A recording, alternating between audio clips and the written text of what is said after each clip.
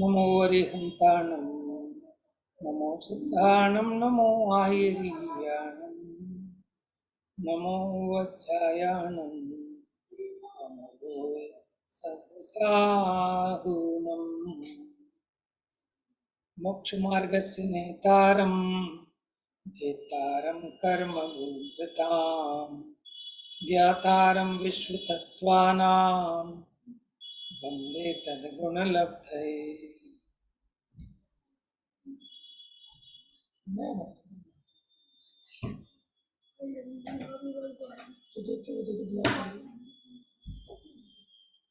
तो अपनी चर्चा तत्वार सूत्र जी पहला अध्याय अंतिम 33वें नंबर का सूत्र, उसमें नयों की चर्चा चल रही है। नए किसे कहते हैं कि किसी वस्तु के एक अंश की मुख्यता से जानने वाले ज्ञान को नय कहते हैं, और उसके सभी अंशों को, सभी धर्मों को मुख्य करके जानने वाले ज्ञान को प्रमाण कहते हैं। तो प्रमाण की चर्चा तो पूरी हो चुकी है, अब नयों की चर्चा प्रारंभ हुई है। अब इसमें कल हमने शब्द नय की चर्चा प्रारंभ की थी। अब शब्द थोड़ा सा उसमें भाषा और व्याकरण के प्रयोग आए तो उसको और थोड़ा विस्तार से समझें, क्योंकि जो कठिनता लग रही है वो इसलिए लग रही है क्योंकि हम सोच रहे हैं जल्दी से आगे बढ़ें। तो थोड़ा सा समय लगाएंगे तो आपको अच्छे से समझ में आ पाएगा। देखिए, पहले तो ये समझ लीजिए, नए वस्तु में नहीं होते, किसी क्रिया में भी नहीं होती, नए ज्ञान में होते हैं या फिर वाणी में होते हैं। समझ में है? क्योंकि ज्ञान में हम जिस एंगल से वस्तु को जानते हैं तो हमारे ज्ञान में नए होते हैं। दूसरा, हम शब्दों का प्रयोग करते समय जिस मुख्यता से कथन करते हैं तो हमारी वाणी में भी नए होते हैं।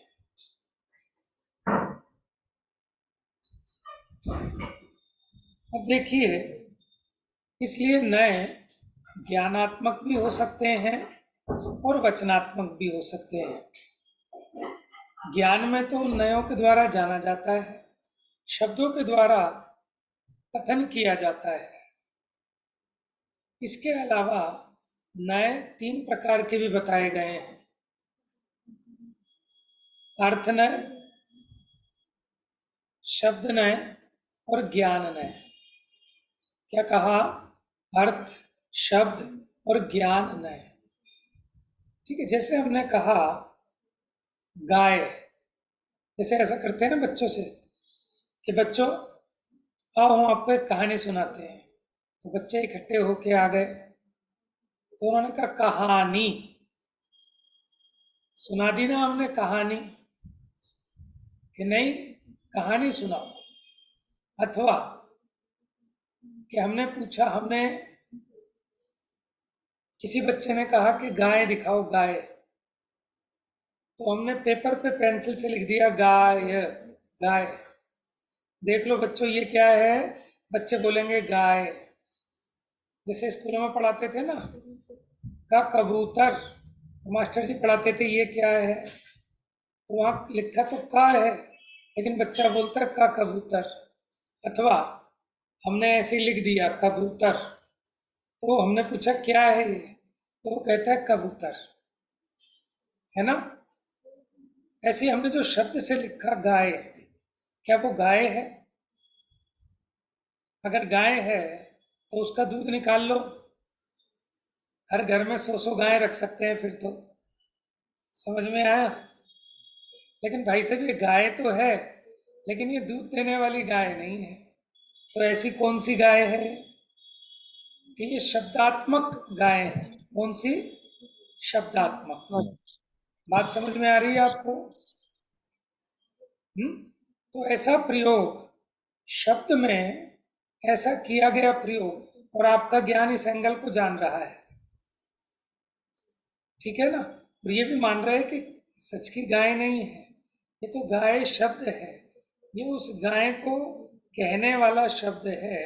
तो इस शब्द का भी नाम क्या है? गाय। ठीक है।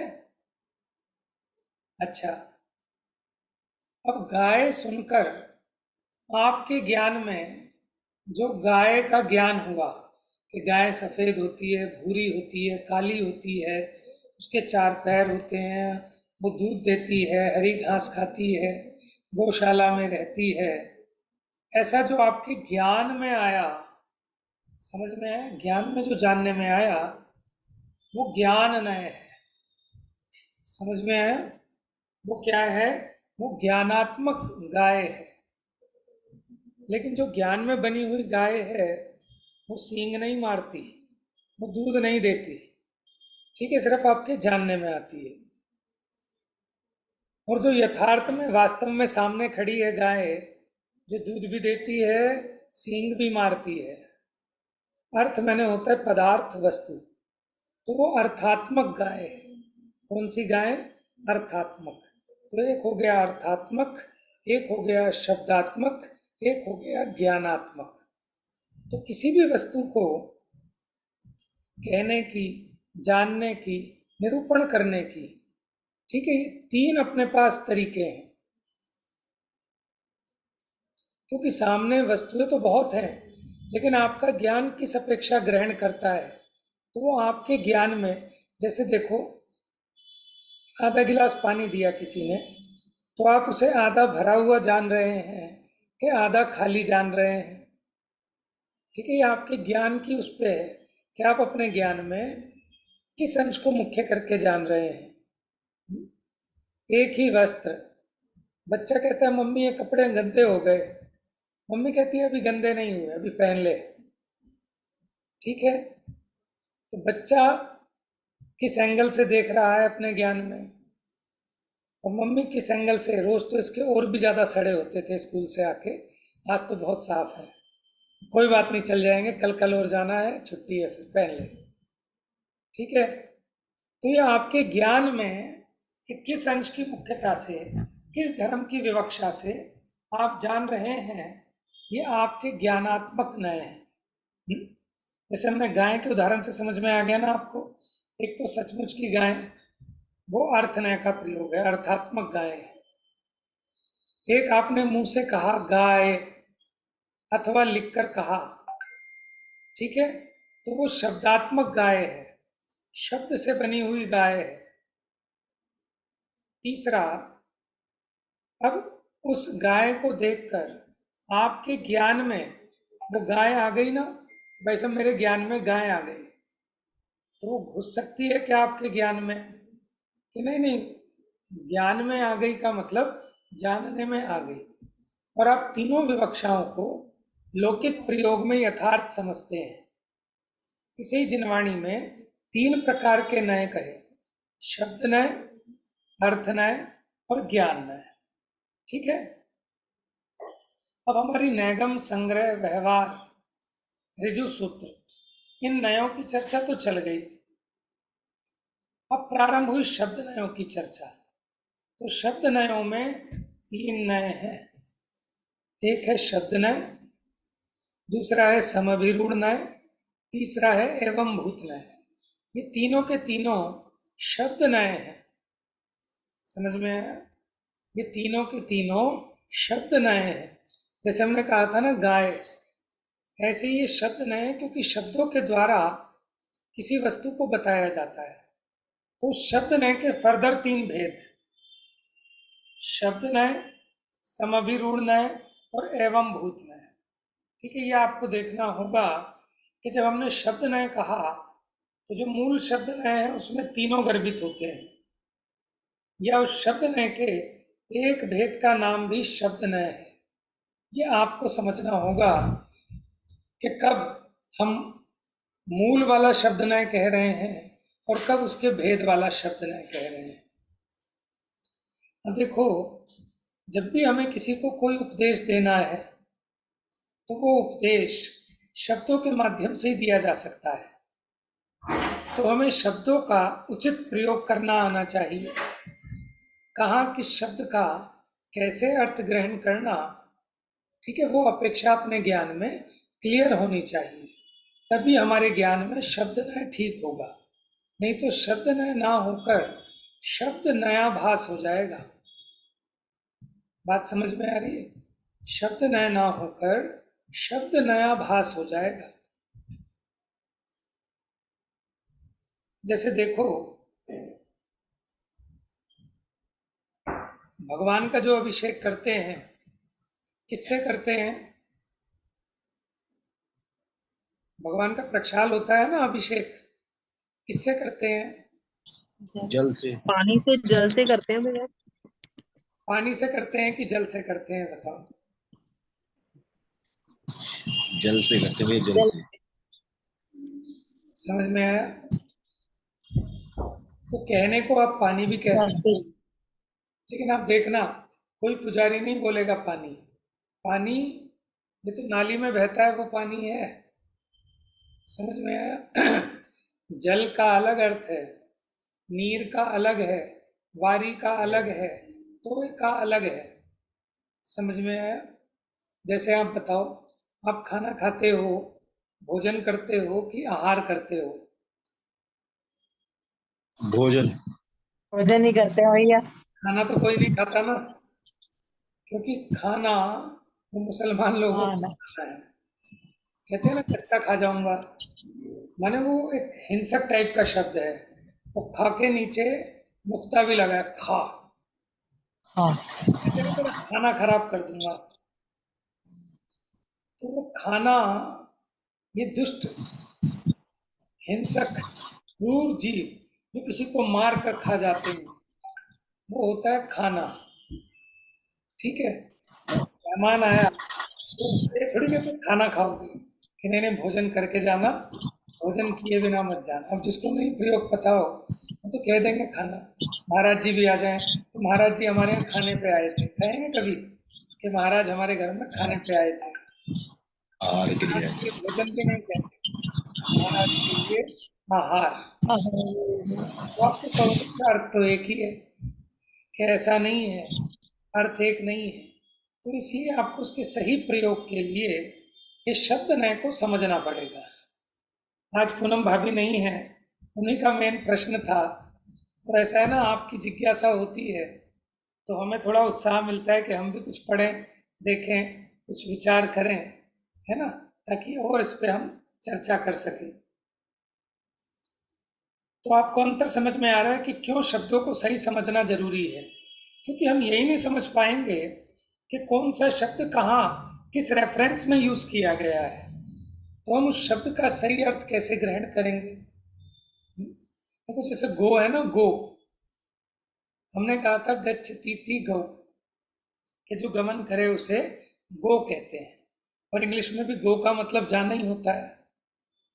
गो का मतलब जाना होता है ना, इंडिगो। एक है ना, प्लेन की कंपनी इंडिगो बंद हो गई शायद, तो स्पाइस जेट बंद हुई है। तो गो का मतलब जाना होता है। और संस्कृत भी यही कह रही है कि गौ शब्द गच्छ तीति से बना है, कि जो गमन करे वो गौ है। और हमने आपको बताया था ना, गो के बहुत सारे अर्थ हैं। गौ का मतलब पृथ्वी भी है, गौ का मतलब वाणी भी है। समझ में आया? लेकिन कब कहाँ गो का कौन सा अर्थ दिया जाएगा? कोई कहे जाओ भैया गौ दूध ले आओ, गौ का दूध ले आओ, तो आप पृथ्वी का दूध लेने जाओगे क्या? समझ में? जिनवाणी को भी गौ कहते हैं। तो आपको इसलिए कि कहाँ किस शब्द का किस प्रकार से प्रयोग है, वो आपको समझना ही पड़ेगा। सम्यक ज्ञान के 8 अंग होते हैं। पहले अंग का नाम याद है किसी को? निसंकेत। संकेत। सम्यक ज्ञान का पूछा है, आप सम्यक दर्शन का बता रहे हो। मैंने भी सोचा आपको इतनी जल्दी कैसे पता हो गया सम्यक ज्ञान के अंग। सचिन भैया, कालाचार जो आते हैं वो है। शब्दाचार कालाचार जो है वो बोले तो कुछ। कौन बोल रहा है? तन्नू। अच्छा अच्छा, हाँ जी, यही है, अच्छा। यही है। ठीक है, सबसे पहला क्या है? व्यंजनाचार। सम्यक ज्ञान का पहला अंग है व्यंजनाचार, जिसको हम शब्दाचार भी कह सकते हैं। दूसरा है अर्थाचार। तीसरा है उभयाचार। ठीक है, तो सबसे पहला सम्यक ज्ञान का अंग है शब्दाचार। अगर आप उस शब्द का अर्थ ही नहीं समझ पाएंगे, जो शब्द है आप उसका सही उच्चारण, उसका सही प्रयोग ये नहीं जानेंगे, तो आपको सम्यक ज्ञान कैसे होगा? आपके ज्ञानावरणी कर्म का क्षयोपशम भी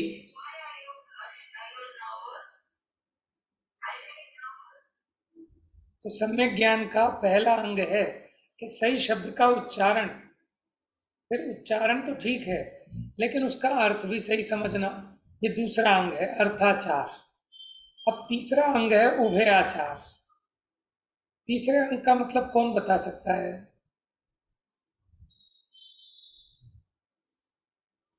उभयाचार माने होता है दोनों। दोनों माने शब्द को भी और अर्थ को भी। अब कोई कहेगा बेवकूफ बना रहे हो, जब आपने पहले नंबर पे शब्दाचार ले लिया, दूसरे पे अर्थाचार ले लिया, तो तीसरे पे उभयाचार क्यों ले रहे हो? जबरदस्ती? जबरदस्ती नहीं ले रहे। एक तो शब्द, फिर उसका अर्थ। लेकिन तीसरे में ये है कि एक ही शब्द के अनेक अर्थ भी होते हैं और अनेक शब्दों का एक अर्थ भी होता है। लेकिन कौन से शब्द का कौन सा अर्थ किस जगह लेना उचित है, इस बात को बताने वाला तीसरे नंबर का उभयाचार है। कल हमने दंड बताया था आपको, दंड याद है किसी को? कि इस नगर में दंड का प्रयोग नहीं होता। हाँ, कि होता है कहीं कोई ध्वजा दंड की के लिए जरूरत होता ही है, नहीं है।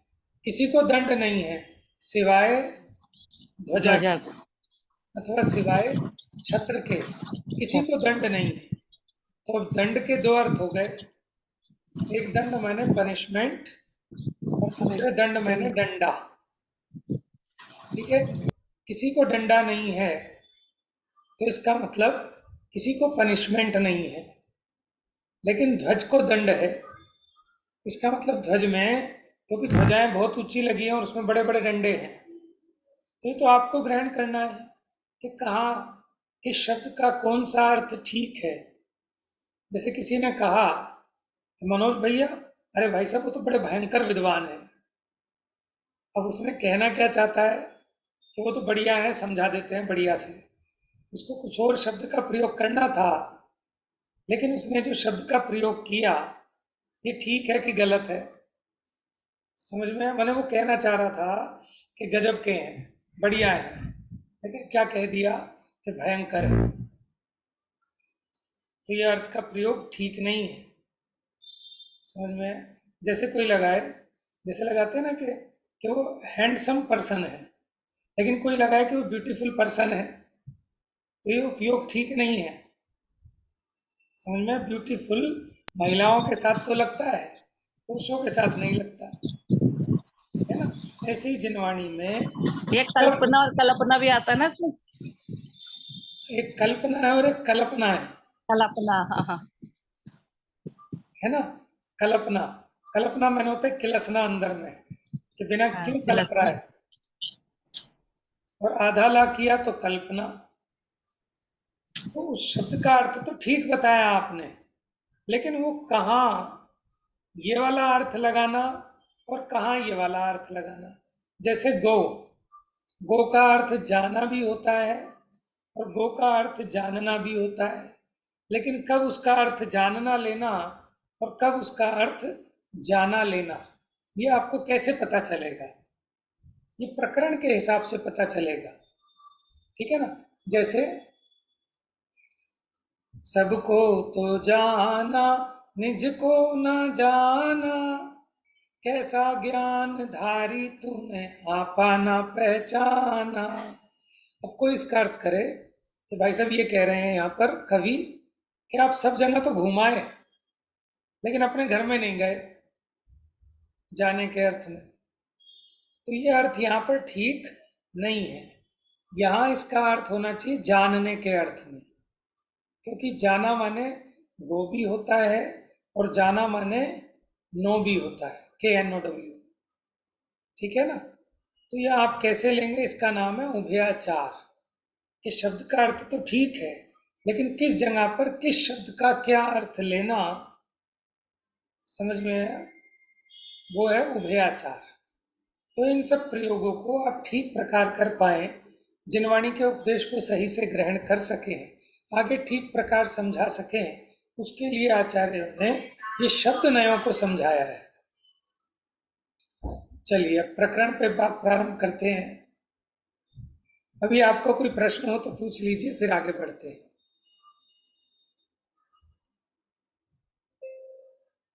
भैया ये सूत्र क्यों कहा है यहाँ पे, निगम ने मतलब क्यों स्टार्ट हो गया? हाँ बता रहा हूं।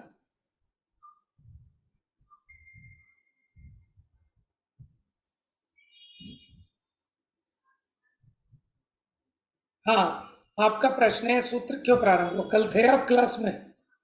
हमने कहा ये तो कि अब से ये तो पहले भैया एक सूत्र आया था, प्रमाण नय रदिगमः। ठीक है, प्रमाण और नयों के द्वारा इन जीवादि तत्वों का सम्यक दर्शन आदि का अधिगम यानी जानना होता है। तो प्रमाण की चर्चा तो हमने कर ली।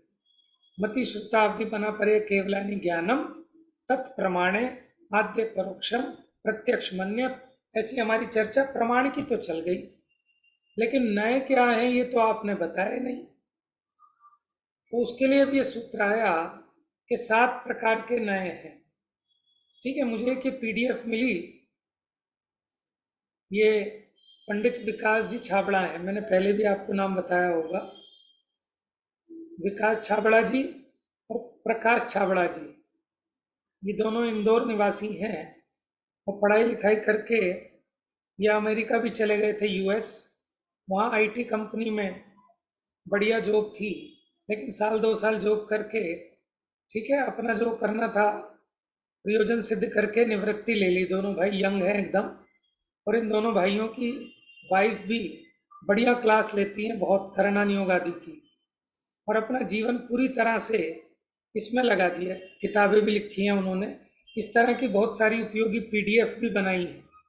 तो ये उन्हीं की PDF है, जैन कोश करके एक साइट है। आपको कुछ भी देखना हो, आप जैन कोश टाइप करो और उसमें हिंदी में जो आपको चाहिए सर्च करो, सब मिल जाएगा। ठीक है, तो देखिए एक बार PDF देख लेते हैं कि 7 नयों के नाम बताएं, इसमें थोड़ा सा रिवाइज हो जाएगा। नए क्या होता है, जो पदार्थ के एक अंश को जाने या कहे। जाने या कहे इसलिए कहा, जाने यानी हमने कहा था नए वस्तु में नहीं होते, या तो ज्ञान में होते हैं अथवा वाणी में होते हैं। तो जानने वाले ज्ञान या फिर कहने वाले वचन, जो पदार्थ के एक अंश को जाने अथवा एक अंश की मुख्यता से कथन करें, वो नए हैं। नए किस में लगते हैं, ज्ञान में और वाणी में लगते हैं। ठीक है, देखो ये इनका लिखा है www.jaincourse.org। अच्छा, सीधा वहीं पहुंच गया, लिंक पे प्रेस होती।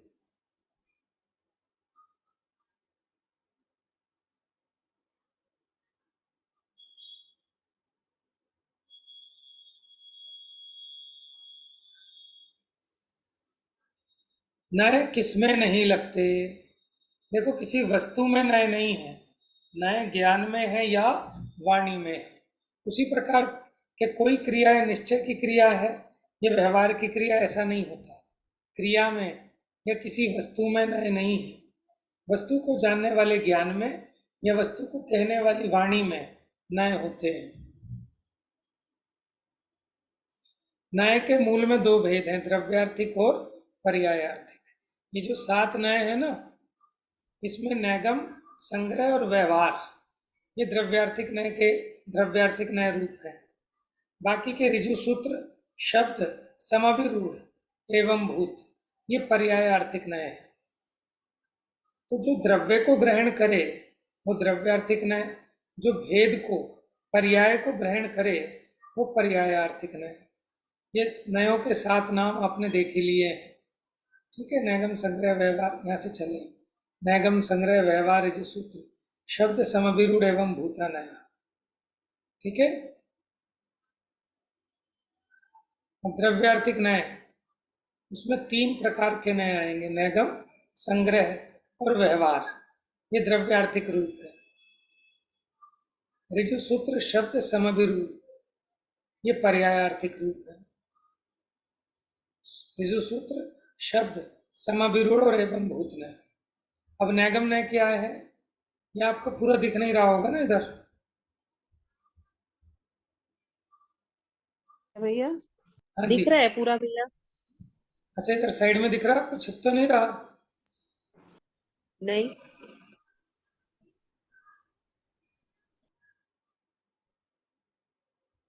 हम्म,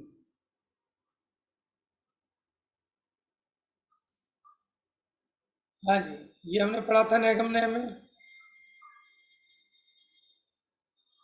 जो भूत और भविष्य पर्यायों में वर्तमान का संकल्प करता है, आपको बताया था संकल्प ग्राही नय नैगम नय है। अब वर्तमान वाला क्या है, वर्तमान में जो पर्याय पूर्ण नहीं हुई उसे पूर्ण कहे माने। 3 भेद थे ना, भूत नैगम नय, भावी नैगम नय और वर्तमान नैगम नय। उस ज्ञान तथा वचन को नैगम नय कहते हैं। 3 प्रकार का था, भूत भावी वर्तमान, तीनों के उदाहरण। आज भगवान महावीर का मोक्ष कल्याणक है, तो भूतकाल में हो चुका है, लेकिन भूतकाल में हुए हुए कार्य को ऐसा कहना कि मानो आज हुआ है। भावी, किसी ने डॉक्टरी में एडमिशन लिया, पहले दिन से उसको क्या कहने लगते हैं कि डॉक्टर साहब है। वकालत में एडमिशन लिया, वकील साहब। राजा के पुत्र को राजा साहब, सेठ जी के पुत्र को सेठ जी। अभी हुए नहीं, भविष्य में होंगे, लेकिन वर्तमान में कहना ये भावी नैगम है। और वर्तमान में अभी आपने चावल वावल चढ़ाने चालू किए, ठीक है, और क्या कर रहे हो कि भात पका रहा हूँ, कि अभी गैस तो जलाई नहीं, अभी तो चावल ही छान रहे हो। लेकिन जिस कार्य का प्रारंभ कर दिया तो उसमें जैसे पूरा हो गया ऐसा संकल्प, ये वर्तमान नैगम है। क्लियर है इतना? हाँ जी। संग्रह नय, संग्रह नय का आपको बताया था कि अपनी अपनी जाति के अनुसार वस्तुओं का या उनकी पर्यायों का एक रूप से संग्रह करने वाले ज्ञान को और वचन को संग्रह नय कहते हैं।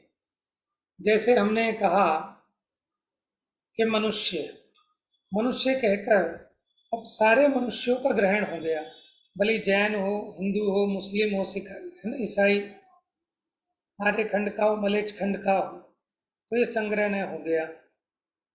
और अगर आप कहते द्रव्य, ठीक है, अथवा आप ये मनुष्य भी ना कहते, आप कहते पंचेंद्रिय, तो नारकी, देव, मनुष्य और सैनी पंचेंद्रिय त्रियंच, इन सबका उसमें संग्रह हो गया। तो किसी अपनी अपनी जाति के अनुसार अनेक वस्तुओं को एक रूप करके संग्रह रूप से देखता है, वो संग्रह नय है। व्यवहार नय क्या है, संग्रह नय से ग्रहण किए हुए पदार्थों का विधि पूर्वक भेद करना व्यवहार नय कहलाता है। समझ गए? जैसे द्रव्य, तो द्रव्य के हमने 6 भेद किए, जीव, पुद्गल, धर्म, अधर्म, आकाश, काल। फिर जीव के 2 भेद किए, संसारी और मुक्त। फिर संसारी के भेद किए हमने त्रस और स्थावर। फिर स्थावर के 5 भेद किए। ऐसे उसमें विधि पूर्वक भेद करना वो व्यवहार नय कहलाता है। ऋजु सूत्र नय क्या है कि जो वर्तमान पर्याय को ग्रहण करता है वो ऋजु सूत्र नय है।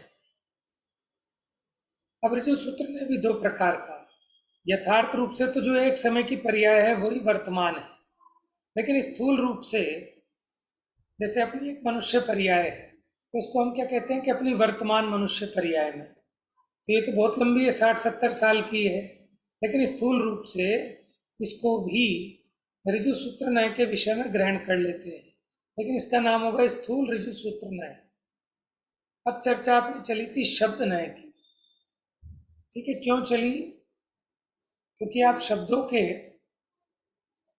उस एंगल को सही से पकड़ें कि यहाँ जो शब्द लिखा वो किस शब्द का वाच्य है, किस अर्थ को बताता है, उसको किस प्रकार ग्रहण करना। लिंग, संख्या और साधन आदि के व्यभिचार की निवृत्ति कराने वाला नय, उसको कहते हैं शब्द नय। ये हमने देखे थे कि अगर समान लिंग का ही प्रयोग होना चाहिए, समान संख्या वालों का, समान वचन वालों का। यद्यपि ऋजु सूत्र नय तो मान लेता है, कोई बात नहीं, वर्तमान पर्याय वाला होना चाहिए, लिंग विंग अलग हो तो भी चलेंगे, लेकिन आगे शब्द नय उसको और कसावट लाता है, कहता है वो प्रयोग नहीं चलेगा, समान लिंग का होना चाहिए। तो शब्द नय इतना कहता है। उदाहरण,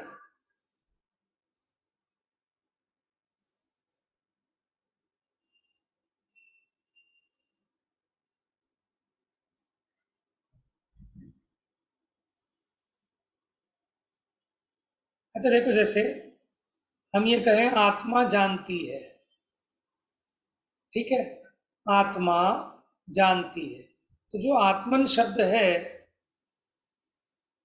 वो पुरुषवाचक है, स्त्रीवाचक है कि नपुंसकलिंगी है? मेरे ख्याल से आत्मा पुरुषवाचक है, नपुंसकलिंगी है। तो अब चलो खैर, ये उदाहरण हम छोड़ देते हैं। जैसे मैंने कल बताया था कि कई बार ना कई लड़कियां ऐसे कहती हैं कि सर मैं आ गया, ठीक है। हमारे पास एक बच्ची थी, नाम जानते होंगे आप लोग, वो हमेशा यही कहती थी, मैं आ गया, दीपक की सिस्टर। तो ये क्या हो गया, ये सही प्रयोग नहीं है। अब कोई लड़का कहे, ठीक है ना, मैं आ गई, तो ये सही प्रयोग नहीं है। इसमें क्या हो गया, लिंग व्यभिचार हो गया है, काल व्यभिचार। मैं अगले साल आई थी, या तो ऐसा कहो पिछले साल आई थी, या ऐसा कहो मैं अगले साल आऊंगी, ठीक है। तो ये क्या हो गया, काल व्यभिचार। फिर है समभिरूढ़, जो अनेक अर्थों को सम अर्थात छोड़कर प्रधानता से एक अर्थ में रूढ़ होता है, उसे समभिरूढ़ न्याय कहते हैं। देखो अब थोड़ा सा समझना, शब्द न्याय ने ये कहा था समान लिंग होने चाहिए।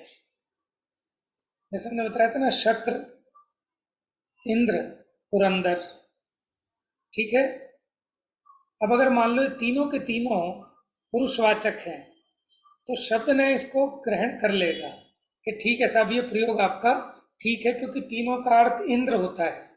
क्या कहा, शक्र, इंद्र, पुरंदर, कि तीनों का अर्थ, तीनों को एकार्थवाची पर्यायवाची स्वीकार कर लेगा शब्द ने, क्योंकि इसमें लिंग व्यभिचार नहीं है, वचन व्यभिचार नहीं है, इसलिए। लेकिन समभिरूढ़ में उसको नहीं मानेगा। वो कहेगा जब शब्द तीन हैं तो तीनों के अर्थ अलग अलग हैं। जो ईंधन क्रिया को करता है वो इंद्र है? जो पुरंदर, पुर माने होता है नगर आदिक, तो वो जो उस क्रिया को करने वाला है वो पुरंदर है। जो शक्र आदि क्रिया को करता है वो शक्र है। जैसे अभी मैंने आपको कहा ना, खाना, आहार, भोजन, इनमें डिफरेंस है।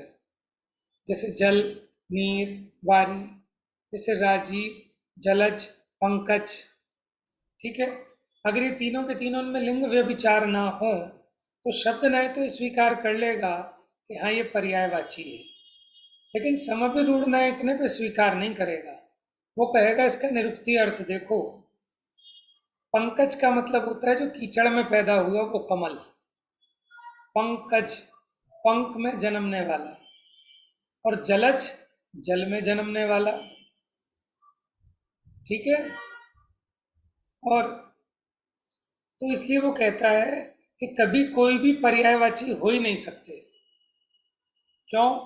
क्योंकि अगर आप सबको पर्यायवाची मानोगे, ठीक है, तो उनके वाच्य तो अलग अलग हैं।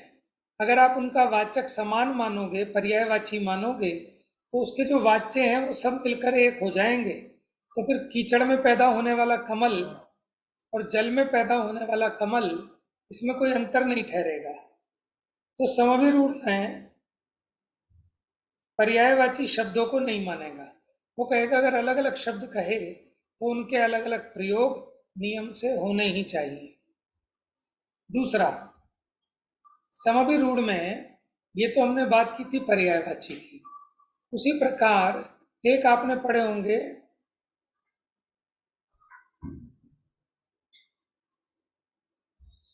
देखो अनेक शब्दों का एक तो एक मीनिंग होता है, उसको कहते हैं पर्यायवाची, और एक शब्द के अनेक अर्थ होते हैं, उसको क्या कहते हैं? अनेकार्थी शब्द, है ना, अनेकार्थी।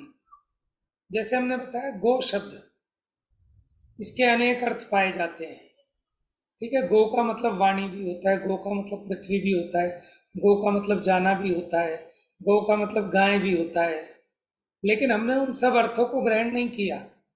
जगत में गो शब्द का अर्थ 4 पैर वाले दूध देने वाले पशु के अर्थ में रूढ़ हो गया। माने बाकी सब अर्थों को छोड़कर किसी एक अर्थ में प्रधानता से, ठीक है, उसका अभिरोहण कर देना, वो समभिरूढ़ नय का काम है। तो इसमें 2 बातें हो गई, एक तो समानार्थी वाली और एक अनेकार्थी वाली। ठीक है, शब्द रूढ़ और अर्थ रूढ़। थोड़ा सा समझ में आ रहा है? आगे आगे वो और कसावट बढ़ती जा रही है शब्दों के प्रयोग की। अच्छा, अब जैसे ये जो समभिरूढ़ था,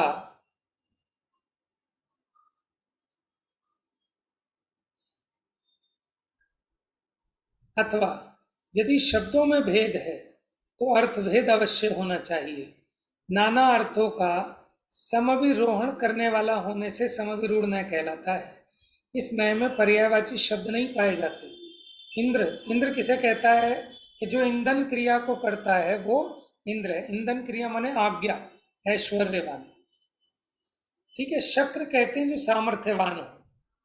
पुरंदर कहते हैं कि जो नगर आदि का धारण करने वाला हो। ठीक है, तो वो कहते हैं कि तीनों के अर्थ अलग अलग हैं, तो इसलिए पर्यायवाची नहीं हो सकते हैं। ये किसने कहा था? समभिरूढ़ ने। लेकिन जिस समय वो आज्ञा रूप, ऐश्वर्य रूप, इस अपेक्षा से इंद्र मान लेगा। लेकिन आगे जो एवं भूत नय है वो उसको सदा काल इंद्र नहीं मानेगा। वो कहेगा सिर्फ जिस समय अपनी आज्ञा चला रहा है सिर्फ उसी समय इंद्र है। समझ में आया? हर समय नहीं। देखो, जो वस्तु जिस पर्याय को प्राप्त हुई है उसी रूप निश्चय करने वाले नय को एवं भूत नय कहते हैं। जैसे पहले हमने गो के अर्थ में गाय को मान लिया था, लेकिन जो एवं भूत नय है ना, वो उसे हर समय गाय नहीं मानेगा। वो कहेगा गच्छति इति गो, कि जब गमन करे वो गाय है, तो जिस समय वो गमन करेगी हम उसे उसी समय गाय कहेंगे। अगर वो बैठी है तो उस समय वो गाय नहीं है। तो इसने और सूक्ष्म कर दिया अपने विषय कि जिस समय आप यात्रा कर रहे होंगे उसी समय यात्री कहलाएंगे। तो ये एवं भूत नय। पुजारी, पूजा करते समय ही पुजारी, पढ़ाते समय ही अध्यापक, चलते समय ही गाय। समय लगभग हो गया है, अब लीव हो जाएंगे। ये कुछ खासियत है इसकी, देख लीजिए। उत्तरोत्तर सूक्ष्म होने के कारण इनका क्रम ऐसा कहा। शब्द नय पर्यायवाची शब्दों को तो ग्रहण करता है, पर समभिरूढ़ नय पर्यायवाची शब्दों को ग्रहण नहीं करता। समभिरूढ़ नय से जिस अर्थ के लिए जिस शब्द को स्वीकार किया है, एवं भूत नय में तो वह शब्द भी क्रिया के परिणमन के समय ही लागू होगा। ठीक है, थोड़ा विचार करना। पीडीएफ तो कंप्लीट हो गई। अब अगर आपकी और जिज्ञासा होगी तो मुझे एक बहुत अच्छी किताब मिल गई पंडित अभय जी की, नय रहस्य। उसमें उन्होंने उन उदाहरणों को संस्कृत की जगह हिंदी के उदाहरण दिए हैं, जिससे आपको और स्पष्ट हो जाएगा। ठीक है, कल देखते हैं, फिर उसको लेंगे। जा वाणी के ज्ञान।